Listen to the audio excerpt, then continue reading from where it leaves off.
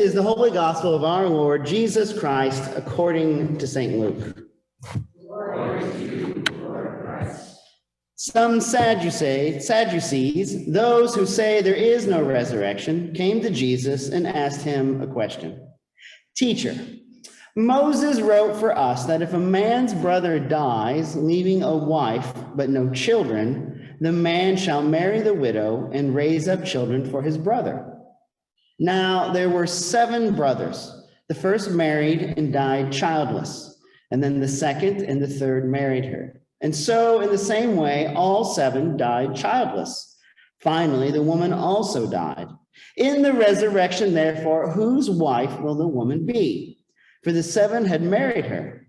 Jesus said to them, those who belong to this age marry and are given in marriage, but those who are considered worthy of a place in that age and in the resurrection from the dead neither marry nor are given in marriage. Indeed, they cannot die anymore because they are like angels and are children of God. Being children of the resurrection and the fact that the dead are raised, Moses himself showed in the story about the bush, when he speaks of the Lord as the God of Abraham, the God of Isaac, and the God of Jacob. Now, he is God not of the dead, but of the living, for to him all of them are alive. The gospel of the Lord. Please be seated. So a couple of months ago, my mother moved out of her house and she moved in with my niece who lives like a whole mile away from her. And so I had to go back a little bit after that to pick up some things to bring with me because my mother's plan is to kind of clean up the place and then sell her house probably in the springtime.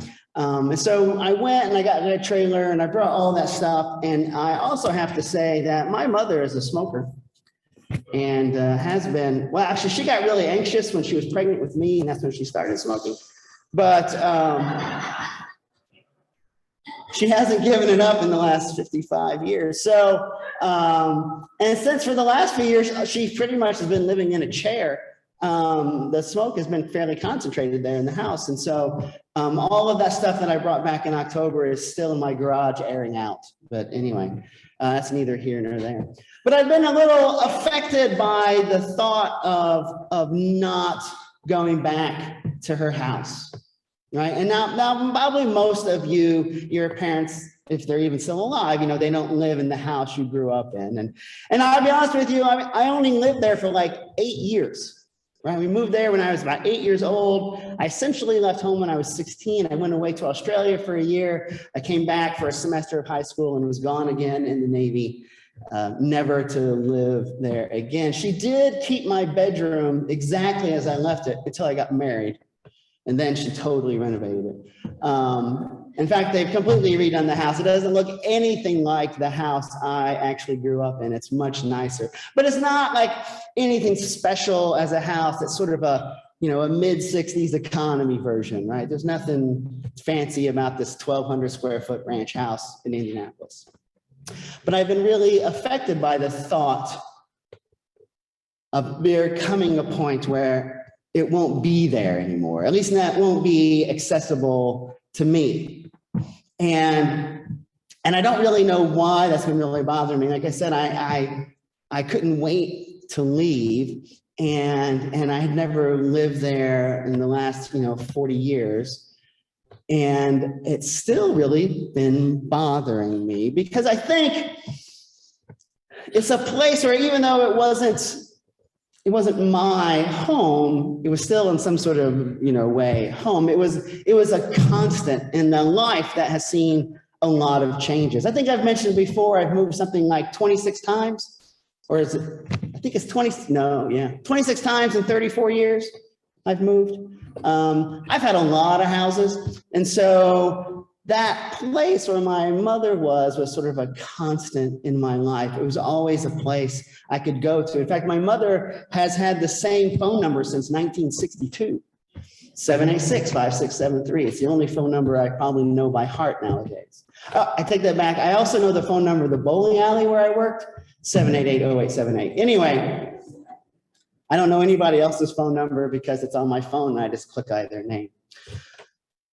But it's been this constant in my life, and it's been a place where so much of our common life, of our family life has happened. Even though I don't live there, it's still the place we would go and where we would encounter, relatives and family, and we'd have celebrations and we'd have good times, and we'd commiserate over like the loss of my grandparents and things like that. Speaking of my grandparents, their house, they lived in like the worst neighborhood on the south side of Indianapolis when I was a kid. And when my grandmother died in like 2000, they sold the house for $10,000. $10,000. I recently saw this in a neighborhood that's been gentrified. I don't know if you watched that HD TV show. I think it's called Good Bones with the mother and daughter. That's my grandparents' neighborhood. Their house I just saw just recently sold for $500,000. I wish we'd hung on to that one. Anyway, back to my mother's house. It's going to come a time where I can't go there anymore, but it's already become a place where those things don't happen anymore, right? Because most of the family we would gather with are scattered or are gone on. And it's just sort of one more thing in a long list of things that are not with us anymore, whether buildings that other people live in or that have been torn down or you're just not a part of that anymore. When you live in a lot of places, you get kind of involved in communities. I've been a part of a number of different churches, and I'm not a part of those churches anymore, but I still carry them with me. They're still in my heart. And that house where I grew up is going to remain there. When I was a kid, I always kind of sort of imagined I'd become like famous, and it'd become like one of those museum houses, and they would keep it exactly like it was when John White was a kid. That's not going to happen. But I used to dream about that. And I think that dream was about keeping it in some sort of pristine place that I could always revisit.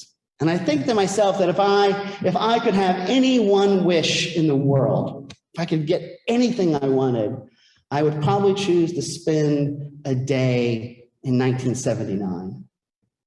I would give anything to sit down and talk to my grandparents again, and to see my brother alive, and to be with my parents when they were sort of young and vital. I'd give anything to go back and just spend another day with those people that I took so much for granted as a kid, because that's what we do when we're kids. We just sort of assume the world we're in is going to be there forever, and it's not. It's not. Things pass, things change. Our lives move on. We build new homes where our families that we create get to have their memories, in places where our kids can feel that home that we once felt wherever it was we came from.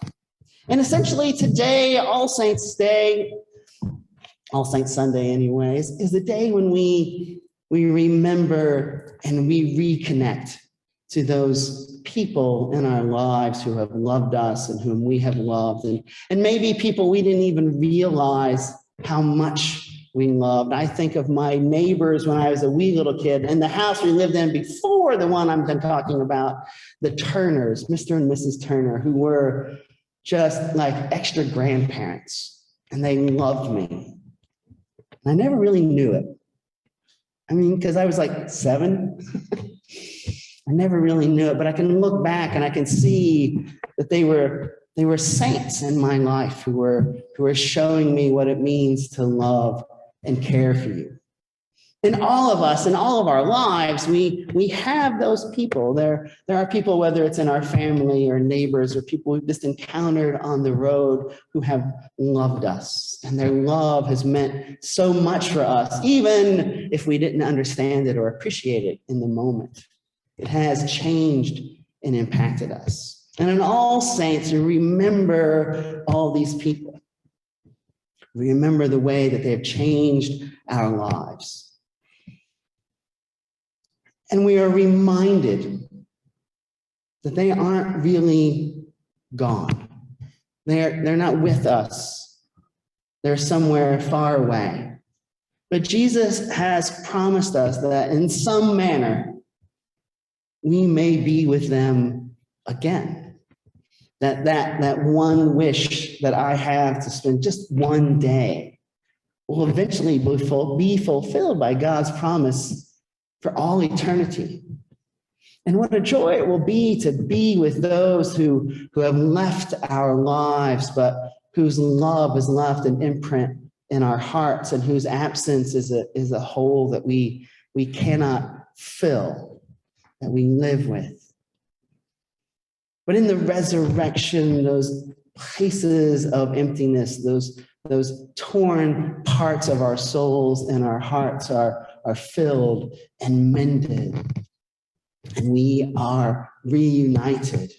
And the people who seemed distantly old when we were little will be reunited with the people that they miss from their childhood in an unbroken chain going back. And we will be in the midst of such love and joy and delight that we cannot possibly imagine.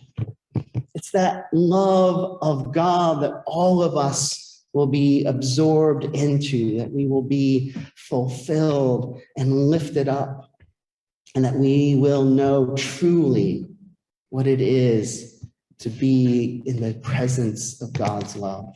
We see glimpses of it here. We get to experience pieces of it. But the promise we are given is that we will experience it wholly in the future. And it's that promise that is meant not just to fulfill our nostalgia or to make us feel a little bit better when things go bad, but it's that promise that is given so that we will be unafraid in this life to be people of love. That because we know we can have complete confidence in God's promise of the abundant love which we will experience in the resurrection, that in the life that we are living right now, we should be unafraid to be people of love. And I don't mean just like loving the people around us and loving our family, but to be people who are generous in spirit, generous in time, people who are willing to share and to serve, people who look out at the world and see those in need and lift them up. I saw a great meme on Facebook that when you have too much, you should build a longer table and not a higher wall. That's what it is to be God's loving people.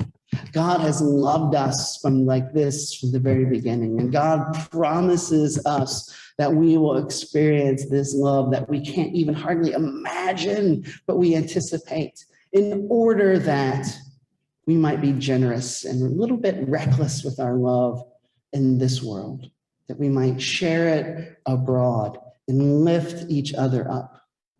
Because the promise of Christian life is that we will live in that heavenly love today, that we don't have to wait, that we can anticipate and look forward to the completeness that we will encounter in the resurrection, and yet still live as though we were in the resurrection now, so that people don't have to wait for the reunion to know and to experience the love that we have to give.